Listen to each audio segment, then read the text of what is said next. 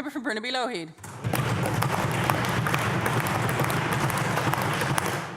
Thank you, Madam Speaker. Last week, we asked the Premier why her deputy and the Deputy Health Minister had no records on this government's ill-fated firing of health researchers.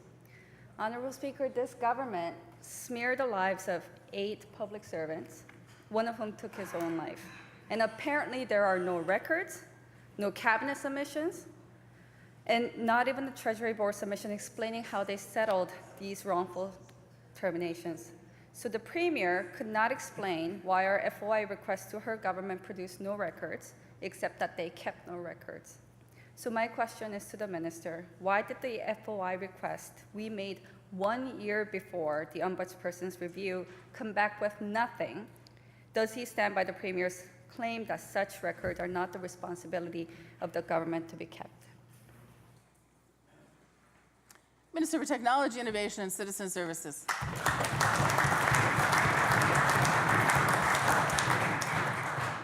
Madam Speaker, we recognize the public's desire to fully understand the broad details surrounding this incident, and that's why the matter, Madam Speaker, has been referred to the Ombudsperson.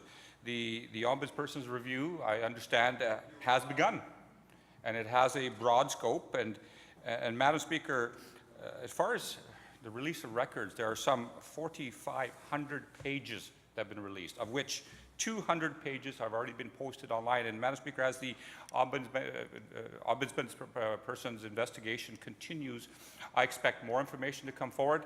And those documents there, Madam Speaker, and they're released, and more are going to be released.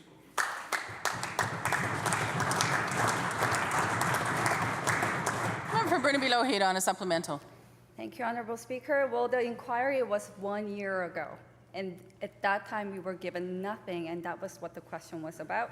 But obviously, the Minister chooses to, again, ignore that particular question. Madam Speaker, unfortunately, it does look like the staff know more about the FOI policies than the Minister, because in an email dated February 21st in 2013, the FOI coordinator for the Ministry of Trade wrote the following, and I will quote, "Any and all records relating to the Cabinet submissions must be sent to the Deputy Minister.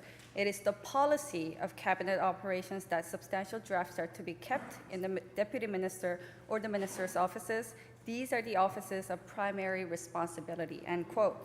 So, again to the Minister, according to his government's own policy, the Deputy Minister's offices are required to keep records.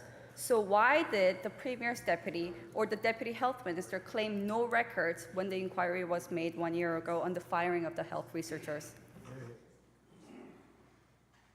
Minister for Technology, Innovation and Citizen Services.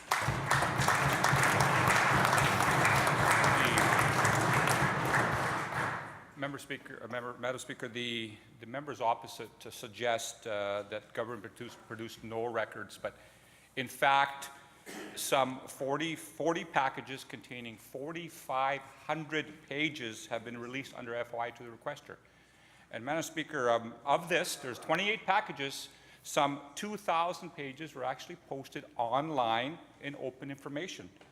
And Madam Speaker, understandably, some of these packages contain personal information.